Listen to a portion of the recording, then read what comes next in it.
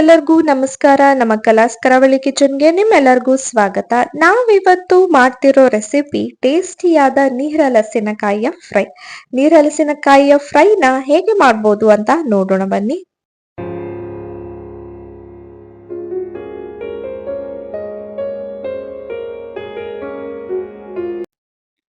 First ನಾವ್ ಈ ರೀತಿ ನೀರಲಸಿನಕಾಯಿಯನ್ನ ಸಿಪ್ಪೆ ತೆಗೆದು ಈ ರೀತಿ ಉದ್ದಕ್ಕೆ ಹೆಚ್ಕೊಂಡಿದೀವಿ. ಇದಕ್ಕೀಗ ಮೇಲ್ಗಡೆಯಿಂದ ಸ್ವಲ್ಪ ಉಪ್ಪನ್ನ ಹಾಕೊಳ್ತಿದ್ದೀವಿ. ಈ ರೀತಿ ಉಪ್ಪನ್ನ ಹಾಕಿ ಸ್ವಲ್ಪ ಹೊತ್ತು ನೆನೆಯೋಕೆ ಬಿಡಬೇಕಾಗುತ್ತೆ. ನೆಕ್ಸ್ಟ್ ಸ್ವಲ್ಪ ಅರಿಶಿಣವನ್ನು ಕೂಡ ಹಾಕೊಂಡ್ವಿ. ಈಗ ಇದನ್ನ ಮಿಕ್ಸ್ ಮಾಡ್ಕೊಳ್ತಿದ್ದೀವಿ.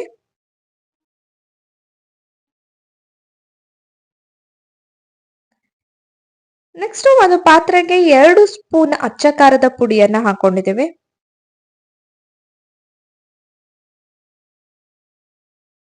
ಇದಕ್ಕೆ ಸ್ವಲ್ಪ ಶುಂಠಿ ಬೆಳ್ಳುಳ್ಳಿ ಪೇಸ್ಟ್ ಅನ್ನು ಕೂಡ ಸೇರಿಸ್ಕೊಳ್ತಿದ್ದೇವೆ.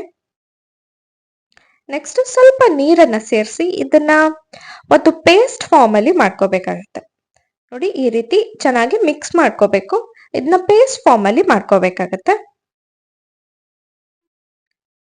ನೆಕ್ಸ್ಟ್ ಇದನ್ನ ನಾವು ಆವಾಗ್ಲೇ ಏನು ನೀರಲಸಿನಕಾಯಿಗೆ ಅರಿಶಿನ ಮತ್ತು ಉಪ್ಪನ್ನ ಹಾಕಿ ಇಟ್ಟಿದ್ವು ಅದಕ್ಕೆ ಹಾಕೋಬೇಕಾಗತ್ತೆ. ಇದರಿಂದ ಟೇಸ್ಟ್ ತುಂಬಾ ಚೆನ್ನಾಗಿ ಬರುತ್ತೆ. ನೀವು ಯಾವುದೇ ಫ್ರೈನ ಮಾಡಿ ಈ ರೀತಿ ಮಾಡ್ಕೊಂಡ್ರೆ ತುಂಬಾ ಚೆನ್ನಾಗಿ ಟೇಸ್ಟ್ ಬರುತ್ತೆ. ಹಾಗೆ ಮಸಾಲೆ ಕೂಡ ಚೆನ್ನಾಗಿ ಅಬ್ಸಾರ್ಬ್ ಆಗುತ್ತೆ. ನೆಕ್ಸ್ಟ್ ಒಂದು ತವಾ ಮೇಲೆ ಸ್ವಲ್ಪ ಎಣ್ಣೆಯನ್ನ ಹಾಕೊಂಡಿದ್ದೀವಿ.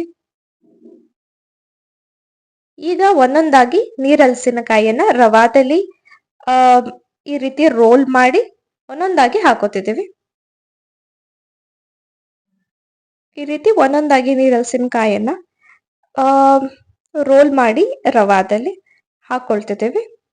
ಇದನ್ನ 2 ಕಡೆ ಚೆನ್ನಾಗಿ ಬೇಯಿಸ್ಕೋಬೇಕಾಗತ್ತೆ. ಮೇಲ್ಗಡೆಯಿಂದ ಸ್ವಲ್ಪ ಎಣ್ಣೆಯನ್ನು ಕೂಡ ಹಾಕ್ತಾ ಇರಬೇಕು. ಆವಾಗ ಚೆನ್ನಾಗಿ ಬರುತ್ತೆ ನೀರಲಸಿನಕಾಯಿಯ ಫ್ರೈ. ಈ ರೀತಿ 2 ಕಡೆ ಚೆನ್ನಾಗಿ ಬೇಯಿಸ್ಕೋಬೇಕು.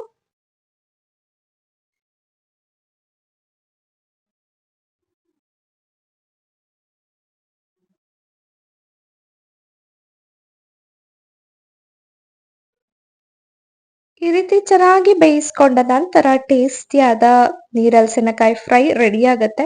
ತುಂಬಾ ಸಿಂಪಲ್ ಆಗಿರೋ ರೆಸಿಪಿ ಇದು. ನೋಡಿ ಎಷ್ಟು ಚೆನ್ನಾಗಿ ಬಂದಿದೆ ಅಂತ ನೀರಲಸಿನಕಾಯಿಯ ಫ್ರೈ. ತುಂಬಾ ಈಸಿಯಾಗಿ ಒಂದು 10 ನಿಮಿಷದಲ್ಲಿ ನೀವು ಈ ಫ್ರೈನ ಮಾಡ್ಕೋಬಹುದು. ತುಂಬಾ ಟೇಸ್ಟಿ ಆಗಿರುತ್ತೆ. ನೀರಲಸಿನಕಾಯಿ ಮಲೆನಾಡು ಮತ್ತು ಕರಾವಳಿ ಕಡೆ ತುಂಬಾ ವಿಶೇಷವಾಗಿ ಬಳಸ್ತೀವಿ. ತುಂಬಾ ಚೆನ್ನಾಗಿರುತ್ತೆ.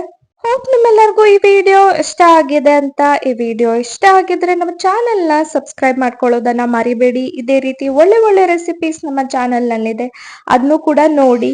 Once again thanks for watching.